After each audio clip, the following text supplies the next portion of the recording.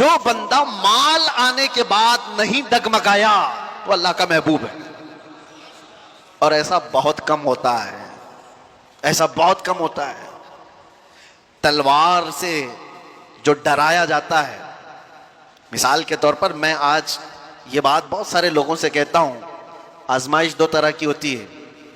ہمیں ڈرا کر کے کوئی یہ کہے دین چھوڑ دے, ہم تو نہیں ڈرنے والے, کیا کر لے گا, تلوار گردن پہ رکھتا ہے, پھانسی پر لٹکاتا ہے, سب کے لیے تیار ہے.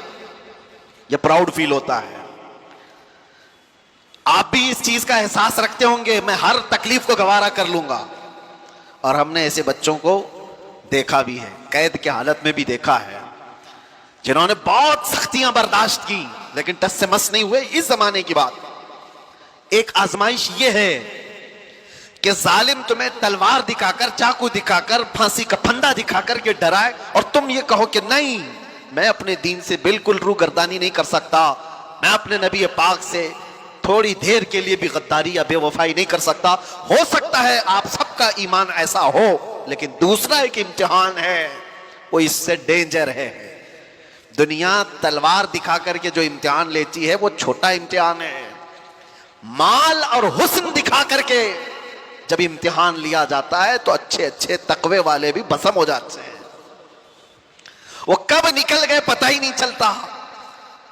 مال کی لالچ انسان کا ضمیر خرید لیتی ہے, مال کی لالچ انسان کا ایمان خرید لیتی ہے. اس لیے میرے عزیزو, یہ ہلکی بات نہیں ہے. تمہیں اللہ تبارک و تعالیٰ نے غنا دیا ہے, مال دیا ہے, تو بربادی کے لیے نہیں, اس کی قدر کرو. ایک ایک چیز. اور ایک حدیث ہے, اللہ کے نبی صلی اللہ تعالیٰ علیہ وسلم فرماتے ہیں 4 چیزیں ایسی ہیں جب تک انسان قیامت کے دن ان 4 کا جواب نہیں دے گا اسے قدم بھی ہٹانے کی اجازت نہیں ہوگی. لا تزول قدما عبده حتى يسأل عن 4.